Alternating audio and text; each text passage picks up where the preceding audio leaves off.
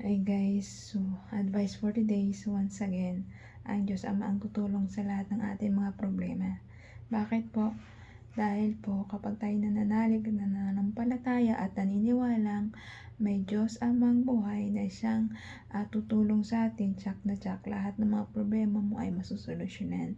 Dahil siya lang po ang makapangyarihan dito sa ibabaw ng mundo. Siya lang po ang ating lapitan kapag oras tayo nagigipit at wala na tayong ibang lapitan sa buhay. Dahil dito po sa ibabaw ng mundo, siya lang po ating matutulungan kapag tayo'y nagigipit na at tayo may malubang karamdaman o mabigat na dinadala sa ating kalooban. Siya lang po, lumapit na po tayo sa Kanya, magdasal, manalig at manampalataya sa ating Diyos Ama.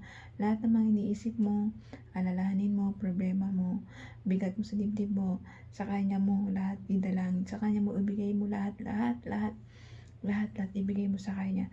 Siya ang gagawa ng way para masolusyonan yung mga problema mo. Lahat ng mabibigat mong dalahin sa dibdib mo, problema mo, kukunin niya yan lahat sa'yo. Basta manalig, manampalataya, at magtiwala ka lang sa ating Diyos Amang lumikha na buhay. Nakatiwan tayo ng lahat, pero siya'y mananatiling magmamahal ng totoo at tapat sa atin. At kahit kailan, hindi nang iiwan. Ang tao kahit kailan nang iiwan yan. Nananakit yan. Kaya wag po tayo magpakasiguro sa tao na mag-i-stay yan sa atin. Hindi sila mag-i-stay kasi ang tao. Paiba-iba yan ang gusto. Ngayon mahal ka, bukas hindi na. Kaya pero sa Diyos, siya lang ang mahalin mo kahit kailan, hindi kanya iiwan. Paglilingkuran kanya at mamahalin kanya at for protection ng kanya sa mga espiritual demonyo na yan na pumapaligid sa atin. Kaya ikaw, magbago ka na, manalig manampalataya sa Kanya. Baguhin mo na yung mga mali mong gawa na kinakagisnan mo. Talikuran mo na po yan at magbalik loob sa ating Diyos Amang buhay. Dahil siya lang po makakapagligtas sa atin. Kapag may Diyos Ama po tayo sa ating pagkatao, nagiging matuwid ang ating buhay, nagiging matuwid ang ating pag-iisip, nagiging magkakaroon tayo ng peace of mind at maluwag na damdamin o kalooban. Di tayo nagkatanim ng mabigat na kalooban sa ating dibdib.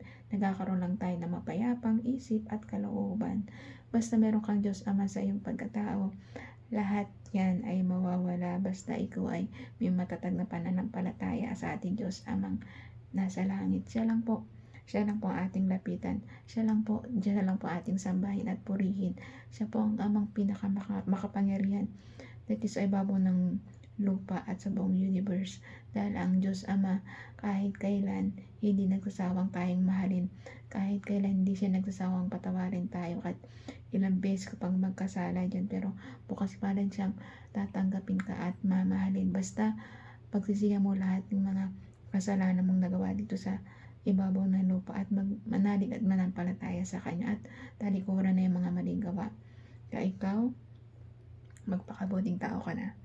Kaya hanggang dito na lang ang advice. Ingat po tayong lahat and God bless.